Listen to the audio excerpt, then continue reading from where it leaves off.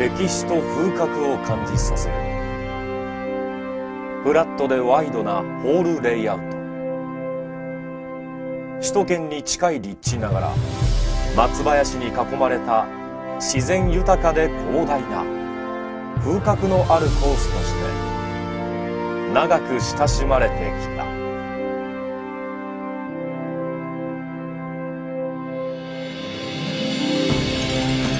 紫といえば武蔵野が浮かんでくる。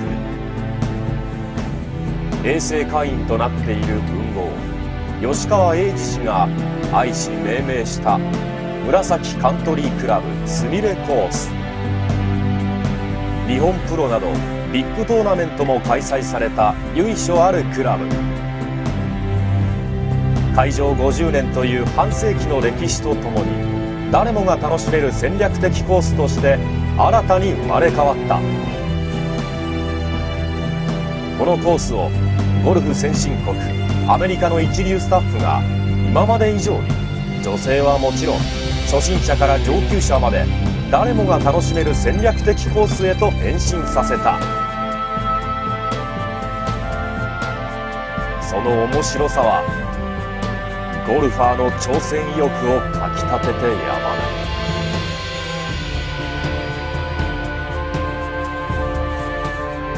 それがここ紫カントリークラブすみれコース。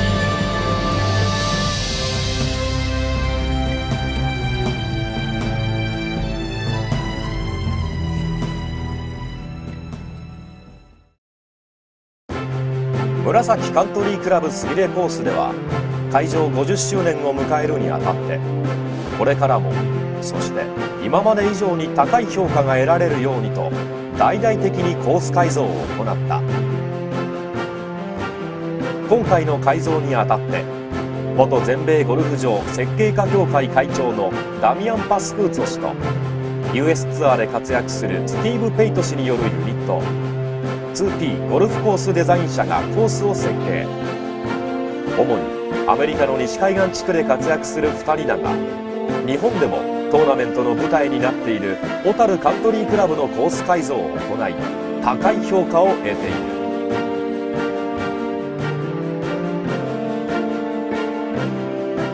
大改造における設計コンセプトとは。Well, when we first visited Murasaki, we could see that it was already a very good golf course, but it needed some updating to keep a pace with modern equipment and modern players. And that coupled with our desire to make the golf course fun for the members and to be attractive to new members, that was really the whole idea behind our work here.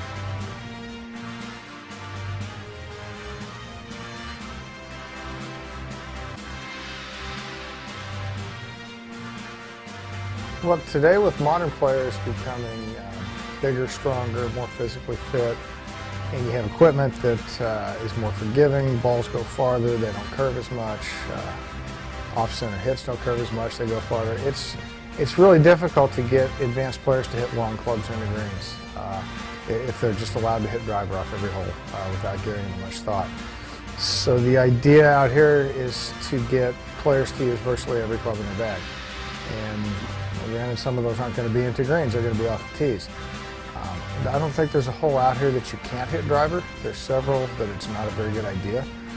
And that leads into the thought process. Hopefully, it gives players options, it creates a little bit of confusion. And by the end of the day, I think you guys are going to be using most every club in their bag.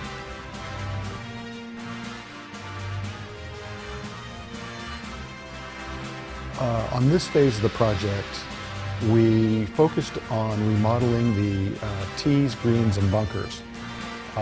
And with the golf course having 2 greens, we spent most of our time on the A greens.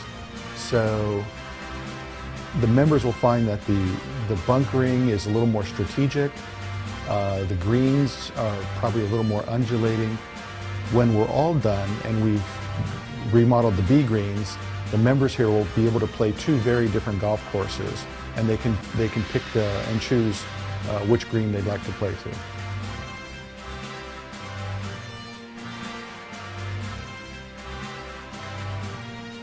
The stretch of holes 10 through 17 offers a lot of variety. There's some very difficult holes, some holes that offer good opportunities to make birdies, and everything in between. The pin placements on the greens, because of the shape of the greens and also because of some trees that are near the greens, really makes you be specific in where you target your tee shot. Just depending on where the pin is, one side of the fairway is going to be good and one side's not. And if you can target your tee shot properly, then you open up all kinds of opportunities for yourself.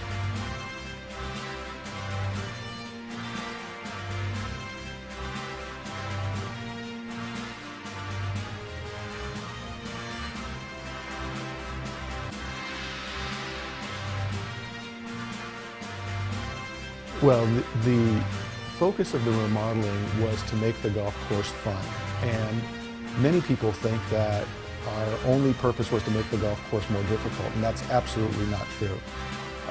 We wanted to put a lot of strategy into the golf course, make golfers think about the shot they need to hit, and part of that has to do with the greens. The old greens pretty much all slope from back to front. In the remodel, we've put much more undulation into the greens, and now the members will find that the greens sometimes fall to each side or fall even to the back. So one green might break 3 or 4 different ways.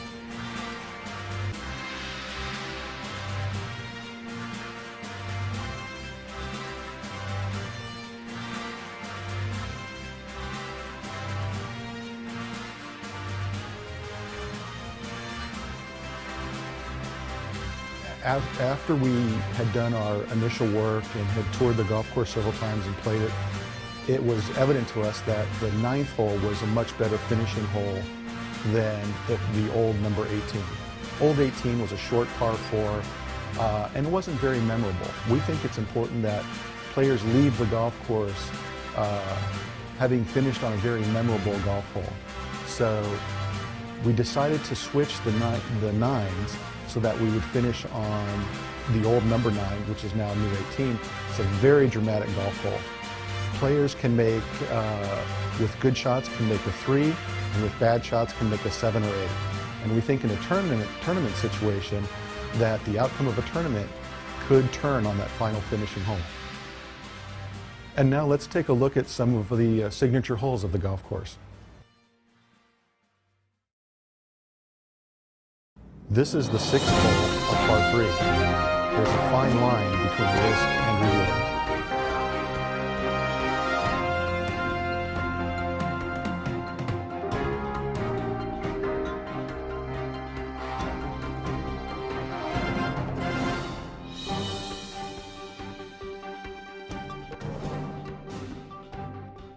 We're standing on the 6th tee at Murasaki Country Club. This is one of the 2 shortish 3 pars on the golf course. This is the short one on this side.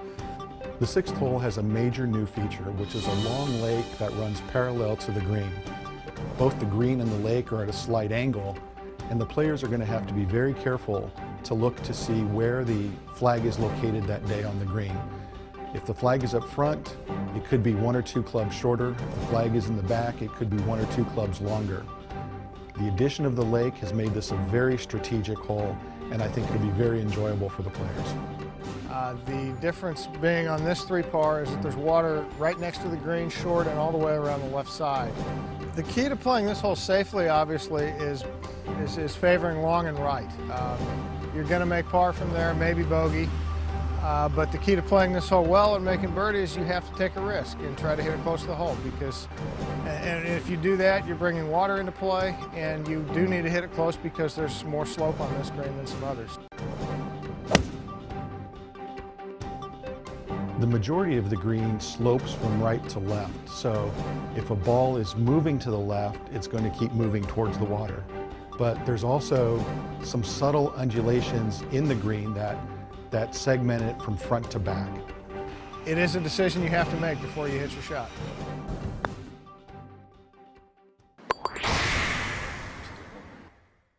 The 12th hole, a par 5. Play it safe, but be aggressive. The judgment of each golfer will be tested.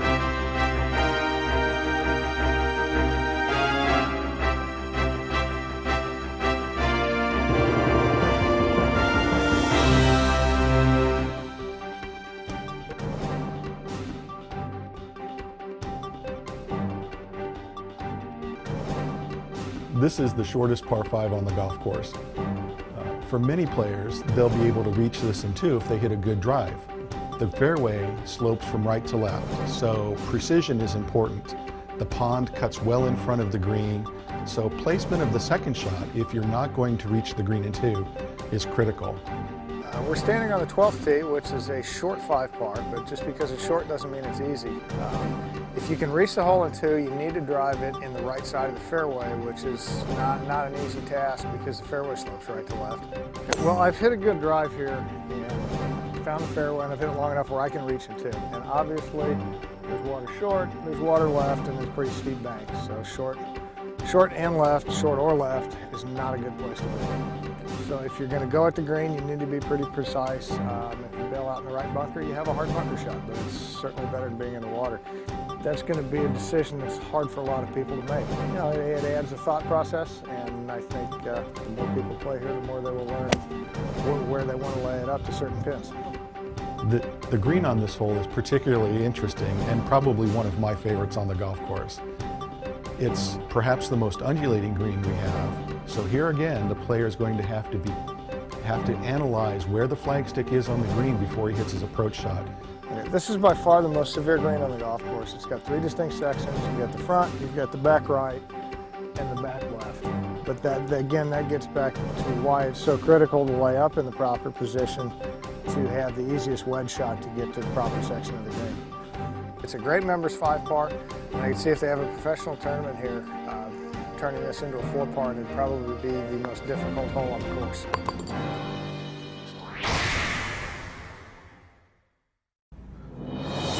The 16th hole, par 4. Precision over power is most important on this target golf hole.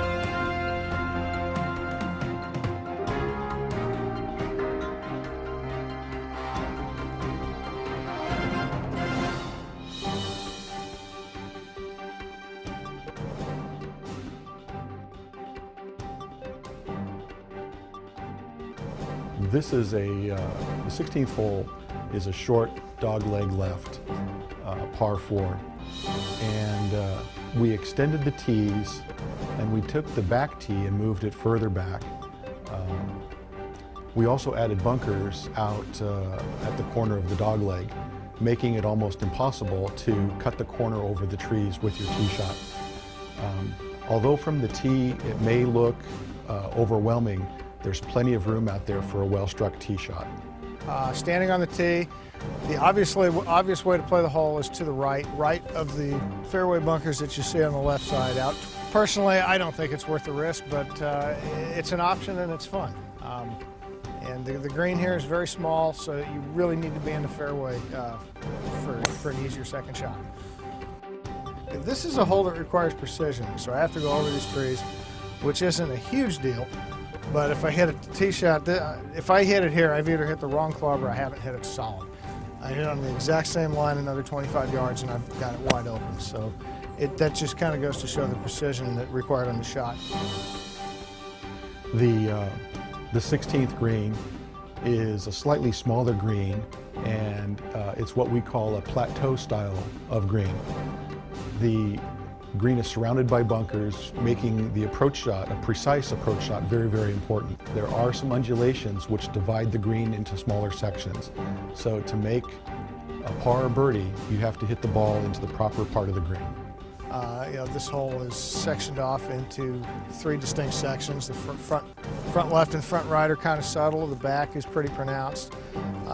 Again, the hole's all about precision. If you want to have a putt that you can make, you need to hit it in the right portion of the green.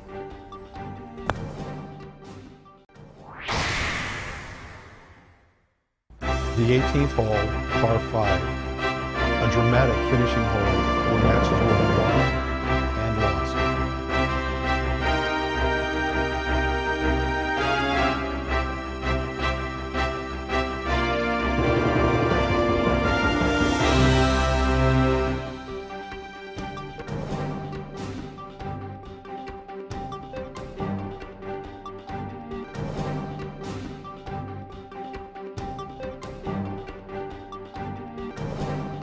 I think the 18th hole at Murasaki could be one of the most talked about finishing holes in Japan.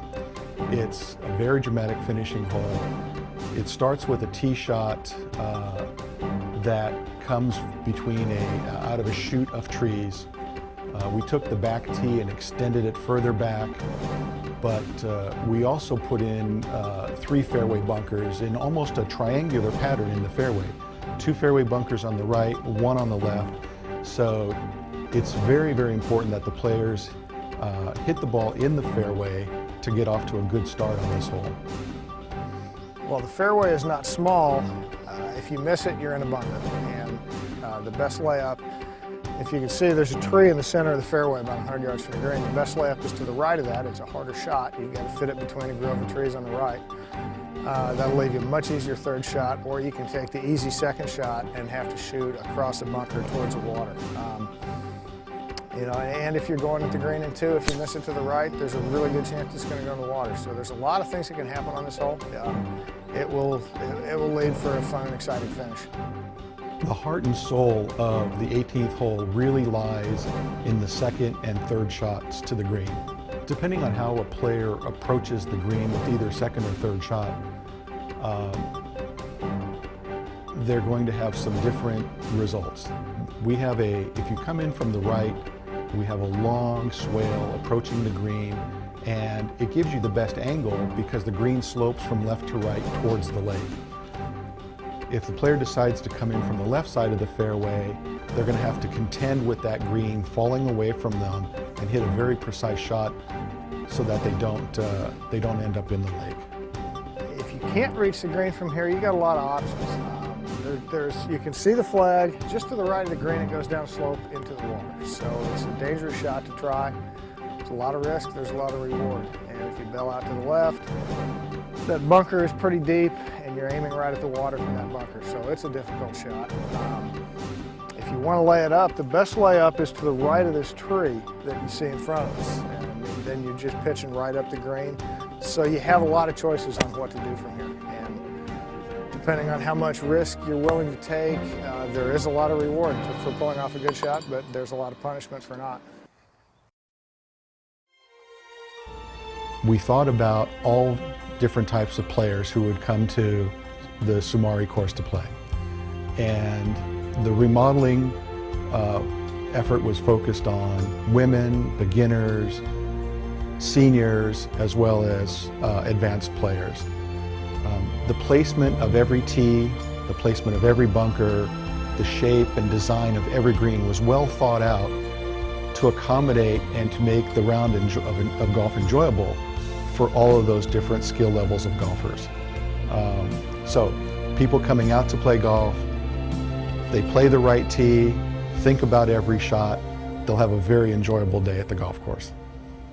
The golf course was designed for players of all ability levels, so everybody can enjoy it. You don't have to be a power player, you don't have to necessarily be a dead straight player. You don't have to hit it high, you don't have to hit it low. Players with all different types of games can get around this golf course. And also a good thought process would be helpful, how you plan to attack the golf course, so it will never get boring. Members can play it day after day, week after week, year after year, and never get bored. A course you can come and play every week, a course you'll never get tired of. That's the Murasaki Country Club Sumire course.